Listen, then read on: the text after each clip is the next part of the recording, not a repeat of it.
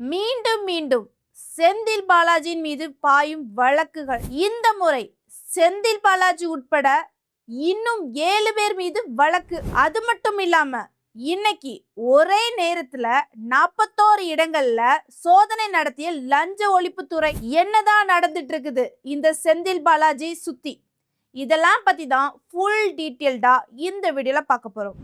நான் ஜொசோனா. இந்த வீடியோக்குள்ள போறதுக்கு முன்னாடி இந்த வீடியோ பத்தின கருத்து ஏதாவது உங்களுக்கு இருந்துச்சுன்னா தாராளமா கமெண்ட்ல சொல்லுங்க. ஏன்னா உங்களுடைய கமெண்ட்டை பார்த்துட்டு தான் நாங்க நெக்ஸ்ட் வீடியோ இன்னும் பெஸ்டா எடுக்கிறதுக்கு ரொம்பவே யூஸ்ஃபுல்லா இருக்கும். வாங்க வீடியோக்குள்ள போய் பார்த்து தெரிஞ்சுக்கலாம். ஃபர்ஸ்ட் பின்னணியை பத்தி பார்க்கும்போது டாஸ்மார்க் என்பது தமிழ்நாட்டு அரசோட மதுபான விற்பனை நிறுவனம். சரியா?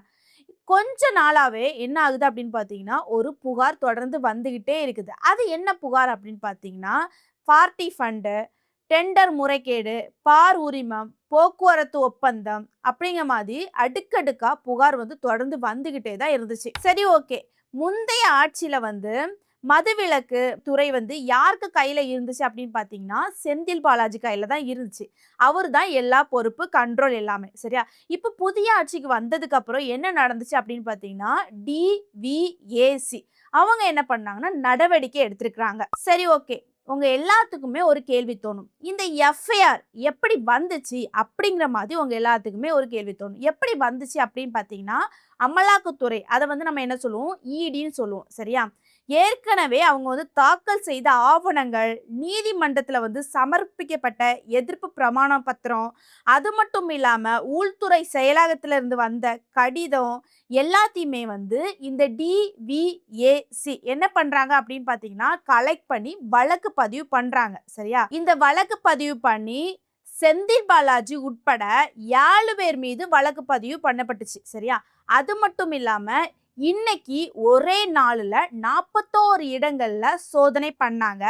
எந்தெந்த இடங்கள் அப்படின்னு பார்த்தீங்கன்னா சென்னை, கரூர், புதுக்கோட்டை, திருவாரூர், தஞ்சாவூர், கோவை, நாமக்கல், திருப்பூர், ஈரோடு, ஊட்டி, திருவள்ளூர், காஞ்சிபுரம், விழுப்புரம், சிவகங்கை, இப்படி 41 இடங்கள்ல ஒரே நாள்ல சோதனை பண்ணாங்க. அது மட்டும் இல்லாம கரூர் ராமேஸ்வரப்பட்டியில் செந்தில் பாலாஜியோட வீடு, அவரது உதவியாளர்களோட வீடு, அப்புறம் டாஸ்மார்க் அலுவலங்கள், மதுபான ஆலைகள், எல்லா இடத்துலையுமே அதிகாரிகள் இன்னைக்கு ஒரே நேரத்துல சோதனை பண்ணினாங்க. சோதனை மட்டும் பண்ணது மட்டும் இல்லாம செந்தில் பாலாஜி கிட்டத்தட்ட 3 மணி நேரம் விசாரணை பண்ணினாங்க. எங்க வச்சு அப்படின்னு பார்த்தீங்கன்னா சென்னையில் ஒரு தனியார் ஹோட்டல்ல கூட்டிட்டு போய் செந்தில் பாலாஜி 3 மணி நேரம் விசாரணை பண்ணினாங்க. இப்போ என்ன ஆச்சு அப்படின்னு பார்த்தீங்கன்னா யாரெல்லாம் கைது பண்ணினாங்க அப்படிங்கிற மாதிரி அதிகபூர்வமா தகவல் வெளியாகலை. சரியா?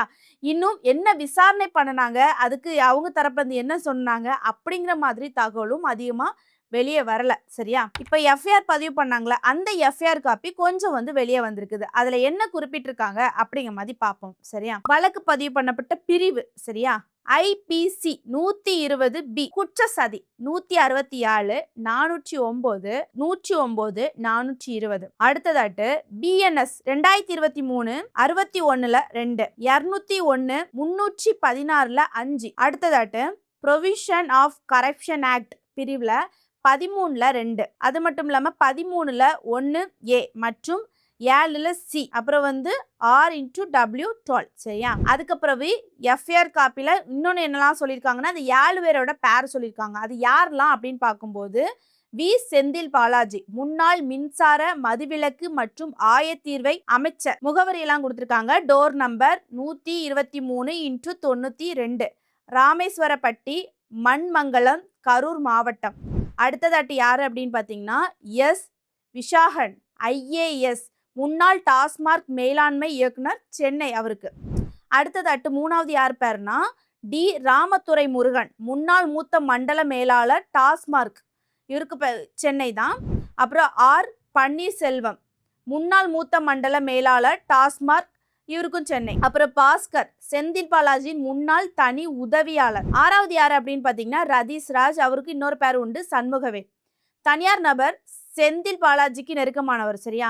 இவர் அங்கீகரிக்கப்படாத பவர் புரோக்கராக செயல்பட்டு டாஸ்மார்க் முடிவுகளின் தாக்கம் செயல்படுத்ததாக குற்றம். சரியா? இவர் மீது இருக்கு. அடுத்தது 7வது யார் அப்படின்னு பார்த்தீங்கன்னா எஸ் கார்த்திக், இவரோட பேர் வந்து முளனூர் கார்த்திக்னு சொல்லுவாங்க. இவர் கரூர் பகுதியை சேர்ந்தவர். சரியா? சரி, இதுக்கப்புறம் என்னெல்லாம் குறிப்பிட்டிருக்காங்க அப்படின்னு பார்த்தீங்கன்னா, இவர்களுடன் மதுபான ஆலைகள், போக்குவரத்து நிறுவனங்கள், பாட்லிங் நிறுவனங்கள் மற்றும் அறியப்படாத டாஸ்மார்க் அதிகாரிகளுடன் சேர்க்கப்பட்டிருக்குது அப்படிங்கிற மாதிரி சொல்லியிருக்காங்க. சரியா? அதுக்கப்புறம்லாம் என்ன குறிப்பிட்டிருந்தாங்கன்னா, முதலாவது பார் டெண்டர் மற்றும் சட்டவிரோத பார் செயல்பாடு தமிழகம் முழுவதும் சுமார் 3240 டாஸ்மார்க் பார்கள் உள்ளன அப்படிங்கிற மாதிரி எஃப்ஐஆர்ல குறிப்பிட்டிருக்காங்க. அப்புறம் 2021க்கு பிறகு சில மாவட்டங்கள்ல பார்களின் வருவாய் திடீரென குறைந்ததாக குறிப்பிடப்பட்டுள்ளது. மூடப்பட்டதாக கூறப்பட்ட 284 பார்கள் சட்டவிரோதமாக தொடர்ந்து இயங்குவதாகவும் பார் உரிமையாளர்கள் பிளஸ் அதிகாரிகள் இணைந்து விதிமுறைகளை மீறி செயல்பட்டு அரசுக்கு ரூபாய் 17.27 கோடி இழப்பு ஏற்படுத்தியதாகவும் எஃப்ஐஆர்ல தெளிவாக சொல்லியிருக்காங்க. சரியா? இரண்டாவது என்ன அப்படின்னு பார்த்தீங்கன்னா, போக்குவரத்து டெண்டர் முறைகேடு. கோவை, ஈரோடு, நீலகிரி, திருப்பூர், நாமக்கல், கரூர் மாவட்டங்களில் போக்குவரத்து டெண்டர் ஒதுக்கீட்டில் முறைகேடு. ஒரு விண்ணப்பத்தாரின் டிமாண்ட் டிராஃப்டை தவறாக பயன்படுத்தி மற்றவருக்கு டெண்டர் கொடுத்ததாக சுமார் ரூபாய் 100 கோடி அளவுக்கு ஊழல் சந்தேகம் எழுப்பப்பட்டுள்ளது. அது இந்த எஃப்ஐஆர் காப்பில கொடுத்திருக்காங்க. அடுத்தது மூன்றாவது என்ன சொல்லியிருக்காங்கன்னா, பாட்டில் கொள்முதல் மற்றும் பிராண்ட் ஒப்புதல். பழைய மதுபான பாட்டில்கள் கொள்முதலில் முறைகேடு. மதுபான பிராண்ட் அனுமதி வழங்குவதில் விதிமுறை மீறல். தனியார் நிறுவனங்களுக்கு விதிகளை மீறி ஒப்பந்தம் வழங்கப்பட்டதாகவும் குற்றம் சாட்டியிருக்காங்க. இந்த எஃப்ஐஆர் காப்பில குறிப்பிட்டிருக்காங்க. நான்காவதாட்டு என்ன சொல்லியிருக்காங்க அப்படின்னு பார்த்தீங்கன்னா, மதுபான ஆலைகள் மற்றும் பார்ட்டி ஃபண்ட்.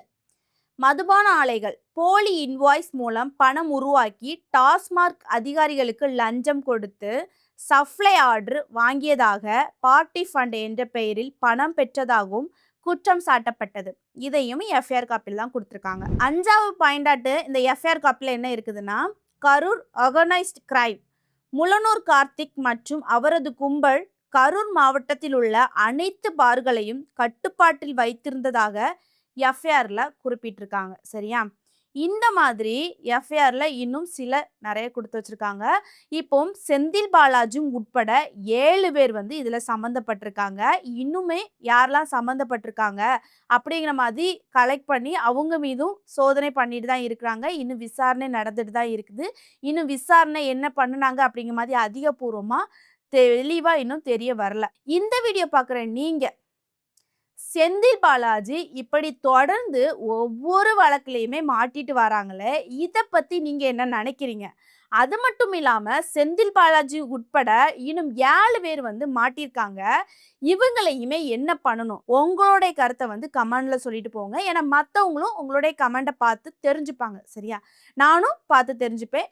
இந்த வீடியோ உங்களுக்கு எந்த அளவுக்கு பிடிச்சிருக்குது அப்படிங்கிற மாதிரி கமெண்ட் அண்ட் லைக் பண்ணுங்க. முக்கியமாக சப்ஸ்கிரைப் பண்ணுங்க. நெக்ஸ்ட் ஒரு இன்ட்ரெஸ்டான வீடியோவில் வந்து சந்திக்கிறேன். பாய்.